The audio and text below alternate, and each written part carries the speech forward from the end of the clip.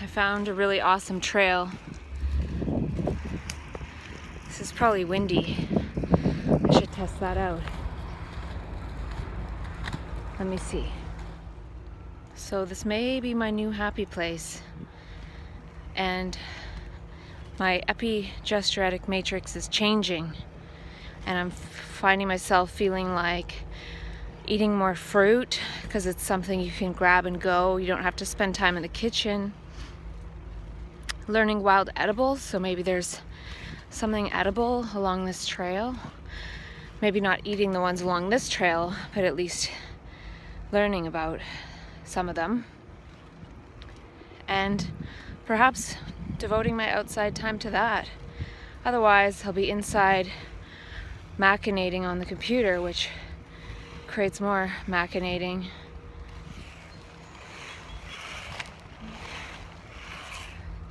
And yeah, I had a sign that interacting too much with people is going to lead to chaos.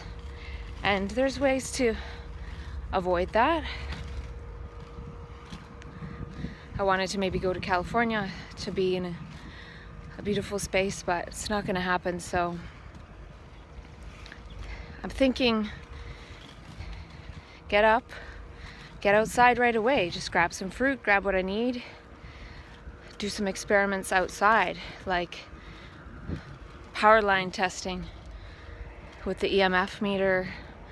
Get my headphones that are bone conduction so I can still hear safely. When I get my heart math device tested out outside and under power lines and blah blah, whatever. Take the experiment outside. And what else?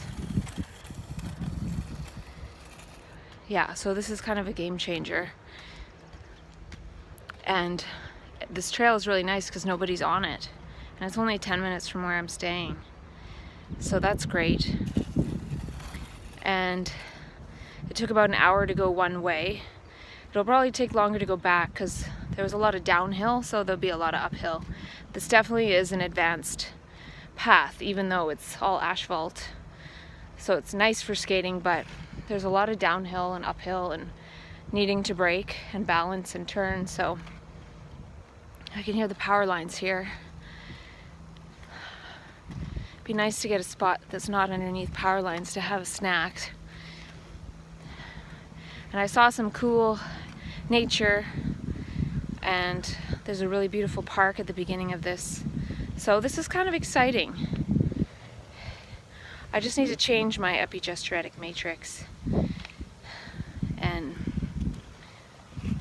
I was gonna go shopping tonight for food, and I am, but I was gonna get stuff to make smoothies and broccoli dinners, and I think I'm gonna switch and just kind of be maybe fruitarian, because it's all handheld and you don't have to be in a kitchen making stuff.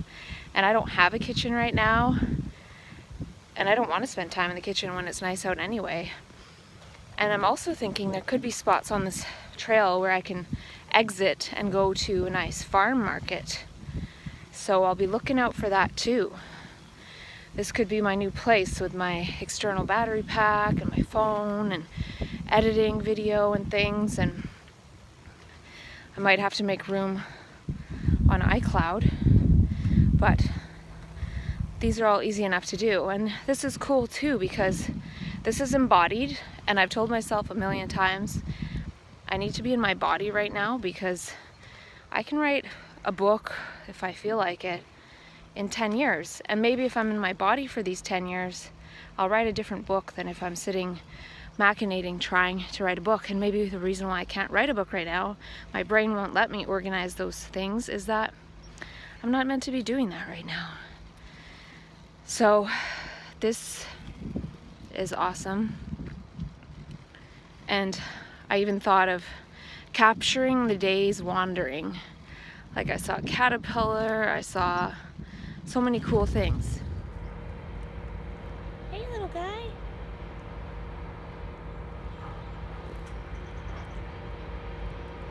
Ooh.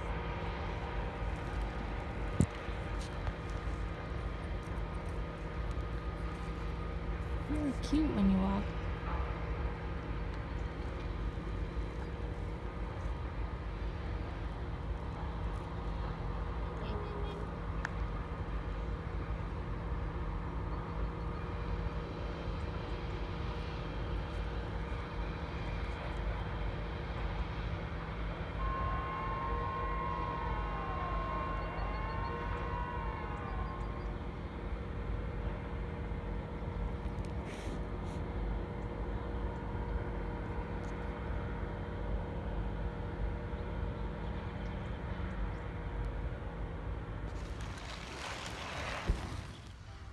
I just found a marijuana roach right on the ground, right in plain sight. It was right there. So I picked it up with a napkin and threw it in a prickle bush where it can't be seen. It's right next to like an elementary school or something. You know, kids, drugs, they open your brain up to a world that you can see with your own eyes without drugs, if you only know how to look. And the thing is that you know how to look when you're born. You're born this way. But certain things make you forget how to look. So then we turn to drugs to wipe away all that falseness that allows us how to see something different. And of course it's really different and wonky because we're not used to seeing in these ways anymore. So they're not necessary and they only get your brain in trouble.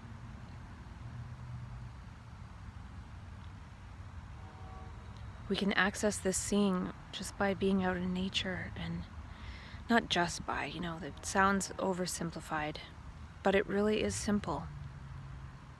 The simple beauties we can't see.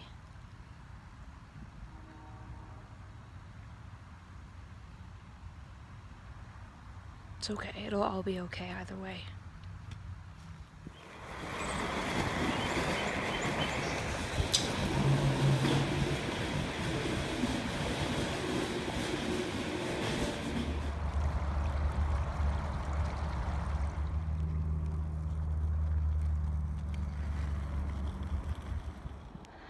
So I just did an intermittent 10-mile skate, and I decided to get a burrito and find this trail,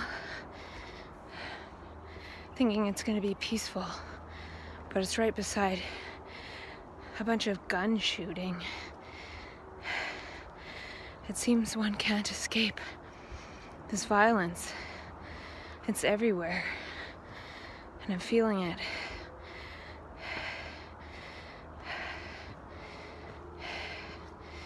And it's just challenging to be around. I don't know what the resolution is. I just feel like a bunch of drama is going to get created.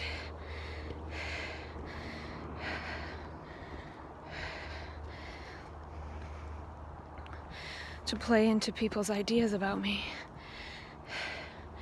And then that creates me as what others project onto me as what they know me as. It kind of sucks. I know myself as the possibility of something else, but it seems impossible around people who can't see other than their recordings. I don't know. I don't know if the answer is to get away or go through. Maybe it's get away day by day and go through it. Because the thing is, if I don't leave on good terms, then it only creates drama other places. It follows me.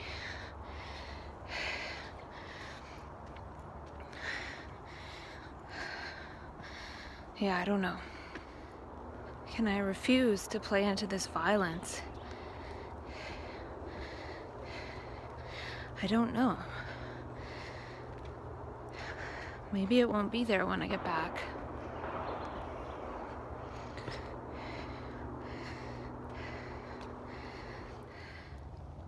This is the miracle of the beautiful world. I'm walking up this hill like in the world of thought and awfulness. And here is an untapped freshwater spring. Look at that. Look. This is water directly from the center of the earth.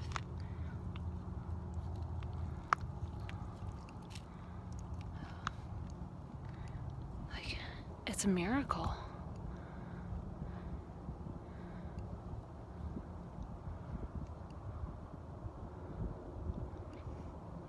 Now I don't know how to get my hands clean, but I wonder if someone could dig it out. I'll have to look that up, if it can be dug out.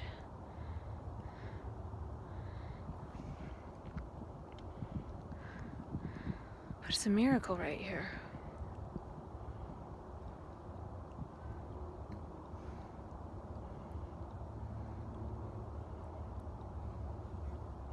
I want to be part of this world.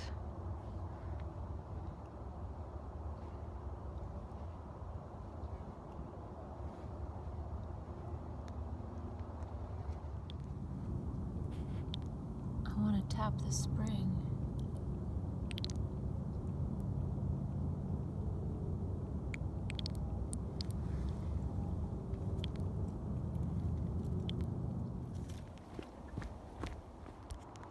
I've been kind of struggling with something today, and interestingly enough, sitting at the top of this hike, eating a big mucho burrito, a man sat down and started talking to me, and the conversation got to a place where he was able to give me some good perspectives that were very relevant. It's almost like he knew a lot more about the situation than he did.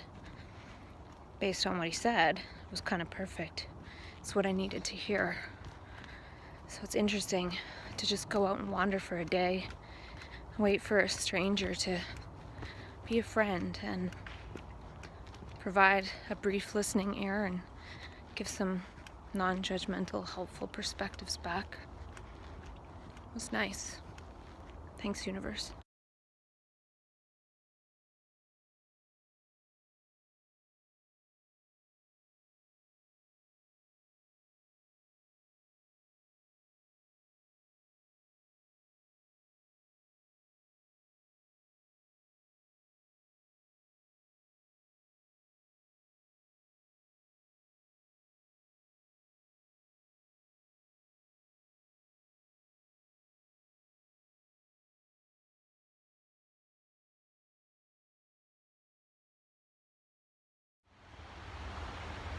I am a bright, shiny, sparkly human being.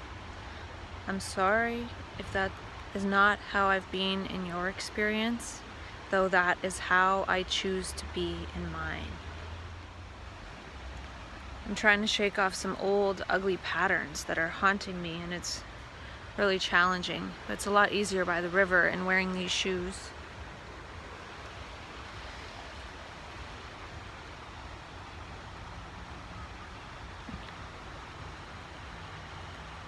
I was raised to live in fear, and I don't want to live in fear anymore.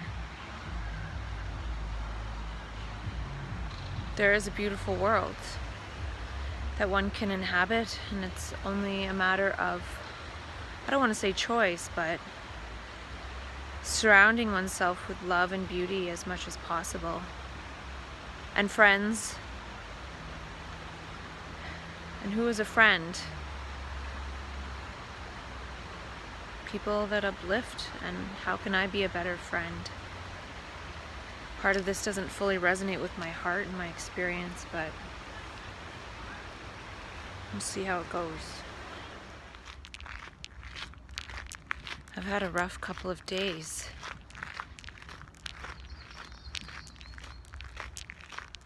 It seems that I'm easily triggered by yelling, and it seems to make me regress into patterns from childhood where I would be just afraid and wanting to run or hide or tiptoe. And there was a lot of pain, and I was in that for a couple of days.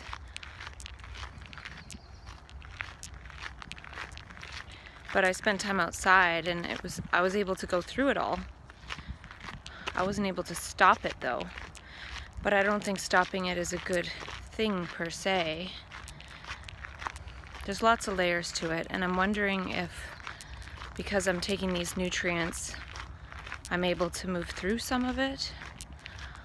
And also, it's nice outside, so I can go outside and not stay inside and ruminate. So yeah, there was a lot that I seemed to process, and I won't go into the details, but it took a while to get through, but it wasn't like it derailed me for months. And I still could be derailed for months at some point, but this was definitely a mini derailment. I'm walking on this trail, and I really could do without that traffic noise across the river. Ugh, it's just so noisy. And I put my bag down to check my voicemail because somebody called, and I was hoping that it was the maps people. It was just some kind of spam call. And a dog ran over and stuck his nose in my bag and like got his slobber from his jowls like all over my bag.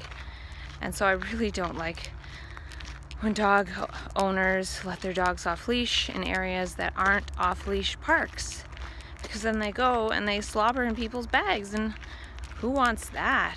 Gosh. So I'm more of a cat person than a dog person, just because they roam around and poop everywhere and slobber in your bag, and owners let them off leash because since they love their dog and think their dog is so cute, they think everyone should love their dog, and their dog drooling in their bag where their food is. I don't know. So I'll be smarter next time and not put my bag down if there's a dog around off leash. Kind of my fault too, because dogs can't really help it, but it was definitely an on-leash area, not an off-leash area, so I shouldn't have to worry about dogs coming up and drooling all over my bag. Now I have to clean my bag. My magical backpack is not as magical now because it has dog slobber all over it, and it's like sparkly and like it looks like slug stuff when slugs are all over the ground in the morning.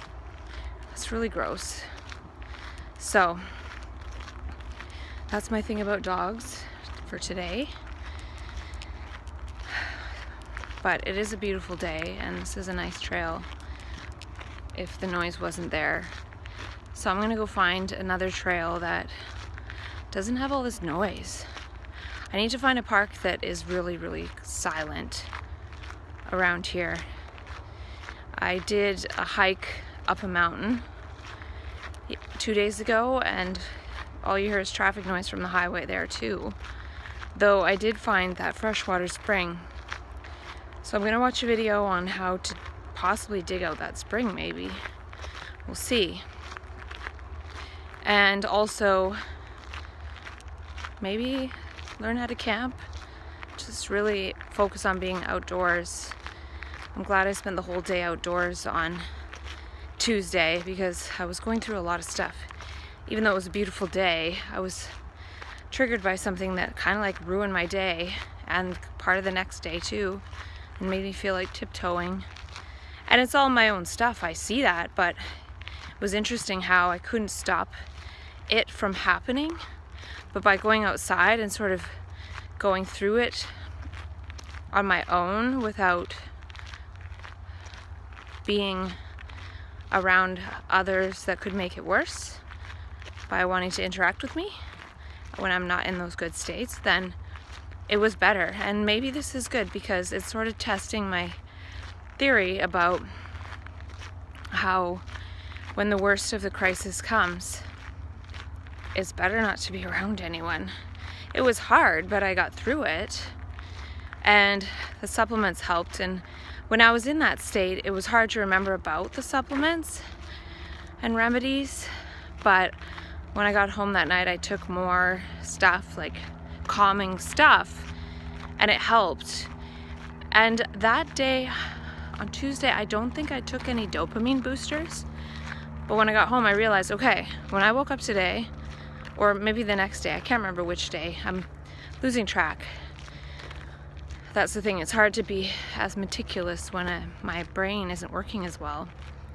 And so I realized when I woke up, okay, I'm feeling depressed. This is when to take dopamine. And I was thinking the dopamine booster, tyrosine and rhodiola. And I was thinking maybe I wouldn't be taking any of it at all. But maybe it's morphing into, maybe I'm less stable taking the remedies, but also more stable in that I do have more control on a physiological level. Meaning it's almost giving my life more permission to have some ups and downs in daily life, as opposed to everything's fine and then just hitting a big huge wall. So maybe by having these bumps along the way, maybe it'll make it less of a crash when I'm due to crash totally. I don't know. But at least it is giving me some opportunity to learn how to navigate it with these supplements and remedies, these physiological things. Because the thing that I learned kind of was I was triggered and I was just leaving for the day. I already had my plans to go skate and find trails and things. And I was triggered and it ruined my day, even though I was doing exactly what I wanted to do.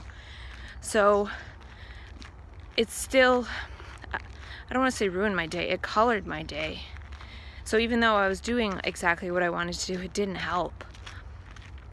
Though it helped, it didn't take it away. It wasn't like, well, I'm doing what I want to do, so I'm just going to ignore what happened or what's happening inside. It still went on and I couldn't stop it. But the cool thing is that at the end of the day, I can take supplements and go to sleep and get a lot of good sleep.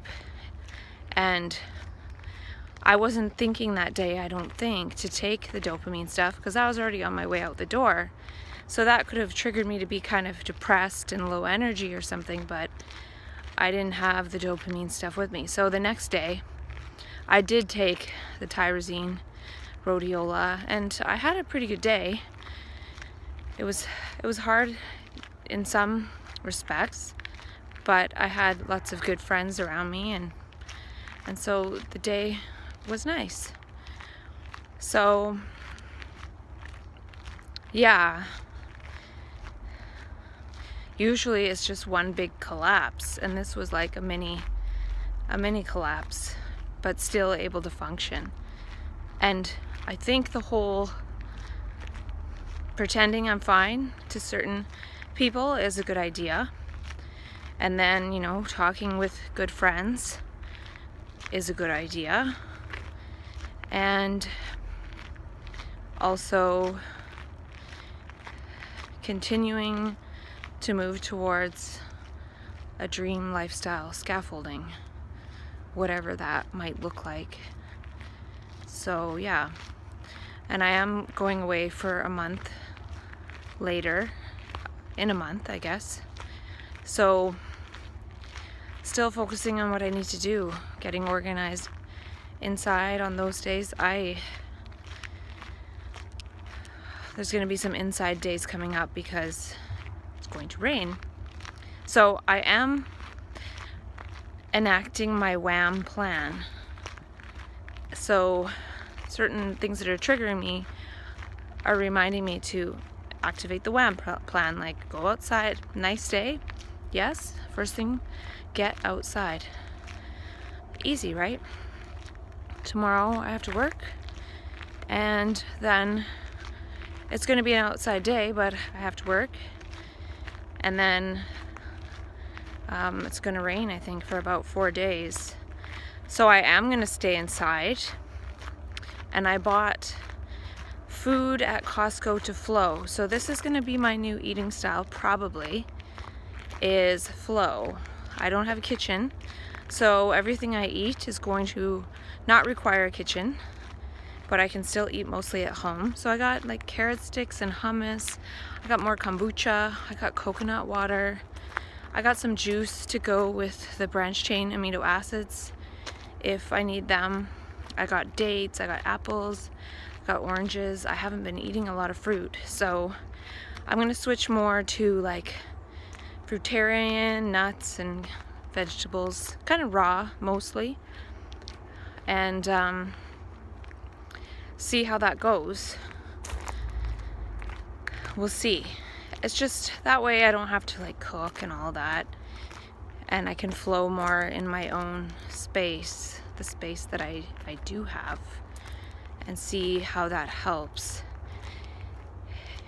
because I'm easily triggered into old patterns. But then I'm also learning that I really can't stand any kind of like violence, like yelling or these violent patterns that I was bathed in partly growing up, which is not really anyone's fault because it's just carried on from the first human beings, you know. It's just this big wave of conditioning that nobody can help, really. But I don't want to participate in that. So, you know, I went through some stuff the last couple of days, and I came up with a little affirmation. Something like, I am a sparkly, shiny human being, and I bring joy to lots of people. And then something about, I can't remember the other part. It was something about, I don't know, because I was thinking a little bit about nonviolent communication, like saying the whole feeling or observation, feeling, need, request thing. But if somebody says something and they want me to sort of communicate on that level, I could say, I'm a sparkly, shiny human being, and I bring joy lots to people, despite how you're wanting me to interact right now. I choose to uphold that, or something like that. Just saying, no, I'm not going to communicate on that way. But if I say no, then that just makes people mad, probably, or more mad. But if I say an affirmation of what I am, or what I choose to be now, then I don't know what anyone can say. Well, we'll see what happens. I don't know if I'll need to use that, but that felt strong. It felt stronger than even saying like a feeling, need, observation, feeling, need, request, because somebody could still be like, that's crap. I don't know. And I know times when I've yelled and gone back down to that level. So, oh yeah, the other part was, I won't be convinced otherwise. And then I just added, despite what you might be seeing in this situation, or despite what might want to play out in the situation. I don't know. Because we're just wanting to reenact old dramas to prove that we exist as separate entities when we don't. And then that's also why this whole feeling I had of being triggered feels so painful, because we're not separate. And I think that's the difference in this last week, as I can really feel where things are coming from and what the triggers are exactly for me, and then what those patterns mean. And I do play into them a bit, but I'm able to like communicate with friends about it and then work it out instead of not seeing it. Or yeah, because I've talked about this a lot before, how with medications it blocks us out from seeing these exact triggers, maybe, or things that are triggering us, but we're still seeing it on some level. So it is accumulating as some kind of allostatic load of stress that eventually implodes, and then it's like, well, now you need a med change or something like that. And then there's so much suffering between med changes, and that so much suffering between the changes it's taking time for the medications to work only. It's also all that pain from the time period that the other medication was blocking. It's no longer able to block it, and it all comes in one big tsunami instead of messing around with the person's daily life, so then the person can so-called function a little bit better, somewhat. But then the meds also cause other problems like lack of energy and things. So, it leads to this sort of pseudo-functioning. So I'm not sure. I really don't know, though, if what I'm doing right now is allowing me to see things and then process it in small chunks. Or maybe there still will be a big tsunami. Could easily be that. But I'm seeing some things and processing them. And I think like being out exercising and things like that really help. And right now I'm even like stuttering, so I can see how processing this shit like messes up people's manifestations in their physical form. And yeah, so processing a lot. Don't know if it'll stop the tsunami. Also seeing that it's good to have some kind of space because of how quickly I can be triggered. But the thing is, I was able to go process it on my own, and that thing that triggered me is not mine. But it still triggered the feeling and the immensity of all how that has affected me through my whole life. So it was a lot to process. It wasn't just that isolated thing. So, yeah. And maybe some of that is done. Like, I don't know. Well, I never want to say that. I don't want to say anything's done. I don't know what's going to happen in 2 seconds. So sometimes I feel like I do.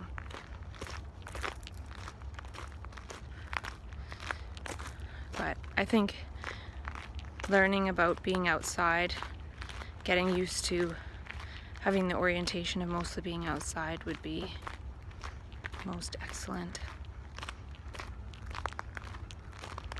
I'm going back and I'm going to find a different trail than this. This one was okay. It's nice that it's flat, because even though I skated and hiked 2 days ago, I woke up today and my body felt like it was in a lot of pain. I don't think I could climb a mountain today, so I'm not in shape. I was sitting around in a chair on a computer most of the winter, so I need to change that, and that'll help for sure. Just being out in nature, even though I come out in nature and then my backpack gets drooled on, right? But I said to the guy, I said, your dog just slobbered on my backpack. And then he looks at me, he's like, I'm sorry. He's like, do you want me to wipe it off? I'm like, do you have anything? And then he came and tried to wipe it off with his sleeve. So it didn't turn into this like big drama or anything. I just stated a fact. And I didn't say it like really mean or anything. I just said, your dog just slobbered on my backpack. In my backpack. So, but I created that, my resonance.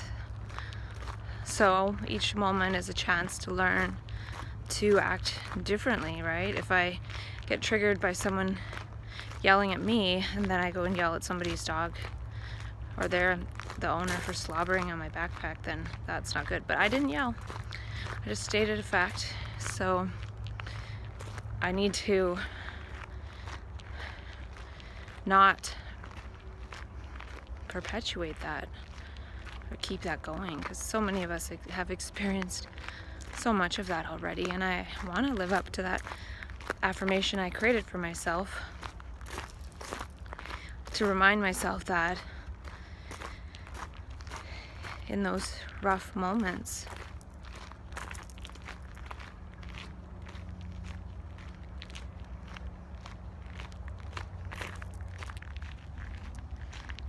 when I was hiking the other day and I found that spring. When I was looking at it, I could see these sort of sparkly beams of light moving in this pattern that I saw when I was in the psych ward that time, the last time, and I was sitting outside on the grass, and I see this sparkly pattern sometimes. It's like these little beams of light moving, kind of like the flower of life. That's what I think it is. But like each sparkle in the grass was actually an ant. Like it was life, it was movement. So like the sparkle turned into an ant. Or where I saw the sparkle, I looked and there was the ant. And it just kept doing that. And it was like a miracle. And I just saw the beauty. Seeing beauty is the miracle. Even when one is sort of lost in the past, all of a sudden one looks and there it is. And there it always is. It's always available. So anyway, when I saw the spring, or this tiny little bit of water coming out of the side of the mountain, I could see that flower of life sparkling too in that same way. And I was like, remember life. It's right there. Remember the beauty. You can see it. And when we see it, it changes our brain. And that's the thing, I see it a lot. So then when I'm in that space where it's only that pretty much, and then this violent yelling comes at me, I can see how it just brings me down to the level of anger on the scale of consciousness. Like shoots me down from beauty, and that jump is like, it's like death. It feels like death. It feels like the death of beauty. It's like being in that other world of beauty. It's just this beautiful world, and then with this yell, it's like it like makes the brain shrink and shrivel and stop learning and stop loving and stop looking and stop seeing and being beauty. So it was quite dramatic. And then I realized, wow, that change from me feeling like perfectly fine and in this realm of beauty down to feeling like afraid and scared and hateful, that jump from me feeling like in the realm of beauty to that lower level could manifest as me having this extreme mood change and me having this mood disorder. And I realized, no, it's not me. That violence, that anger is the illness. And yeah, we all have part of that, but part of the illness manifesting supposedly is this dramatic change from being perfectly fine in this beautiful world of creativity, and then somebody coming along going, no, you can't be there. You have to be where everyone else is. We're going to bring you back down to this level. That's only one tiny interpretation based on a recent experience. That's not the whole thing. It's very complex. It changes, it morphs, it's moving. I can't figure it out. I have an insight into it one moment and it changes. So what I say one second doesn't apply the next, but I say it anyway. But yeah, so it's like there's no person with a mental illness. It's this anger and this violence. That is, and these rapid changes in consciousness in certain individuals that are able to go to higher states, but past patterns call them back to lower states, and then that dramatic change is like yelling and hollering back. Like the trouble is though, we who undergo these rapid changes in consciousness, we end up yelling back, and then that confirms that level, and it anchors us in it, and we are that too. So there is a possibility of not communicating at that level, because if we do, then we're back in the pattern. So it's, I don't know, I see I really need to learn how to communicate with those who there's been a miscommunication for a very long time.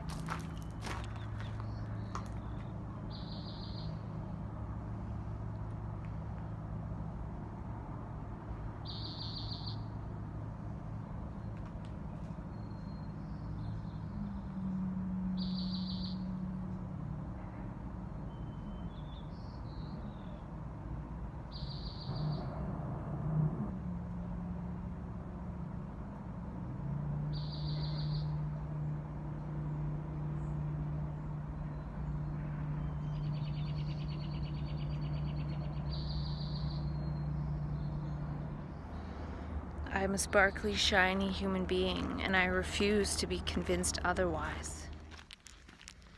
I said I wanted quiet, so I drove up a mountain, up a dirt road, and now I'm on this mountain trail by myself. Definitely quiet.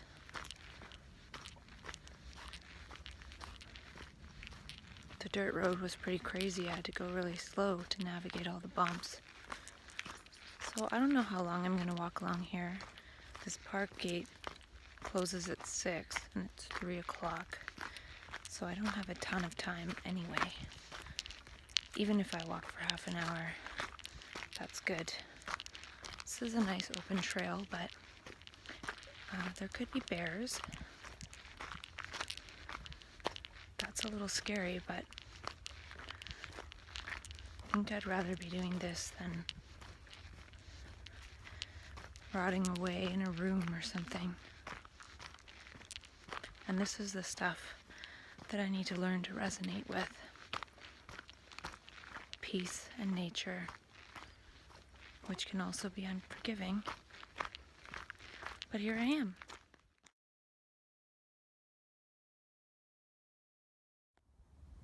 It's funny how I was down by that bridge down there on the near side of the river, and then I walked along, and then I walked back, and then I drove all through the farmland, all up this mountain, all up a dirt road, and now I'm at the top.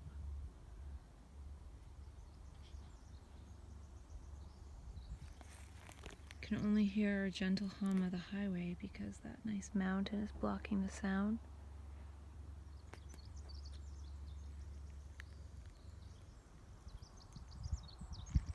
The birds are more prevalent.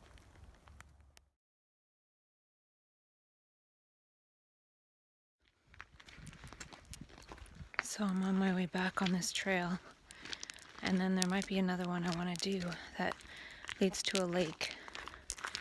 Apparently it only takes like 20 minutes. It was a long drive up here. It's not a long distance, but it takes a while when you're navigating all these rocks and potholes in an old 1992 Toyota Corolla.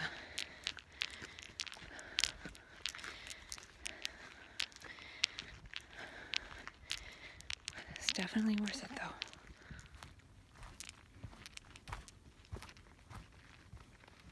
I saw a magical forest in my mind's eye, and now I'm in one for real. Or was the other one more real?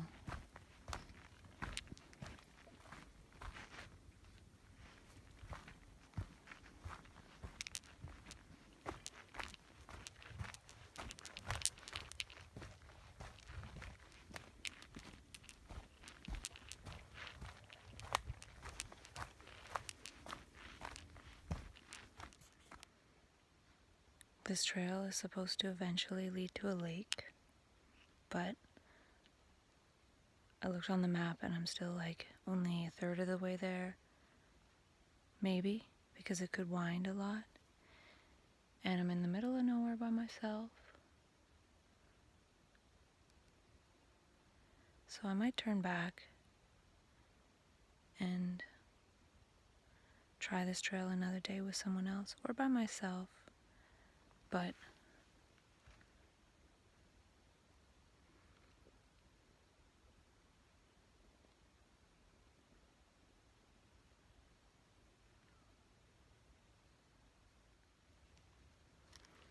I'm I'm gonna go back, I think, and there's no cell connection right now. And if I knew exactly how long this trail took, that would be good. Somebody I saw told me about half an hour, but I've already been walking for like 20 minutes, and it shows that I'm possibly only a third of the way there and kind of walking away from the lake, though it does weave around. So, yeah, I think that's good for today. I'm gonna head to another park, and it's a really big bee interested in me.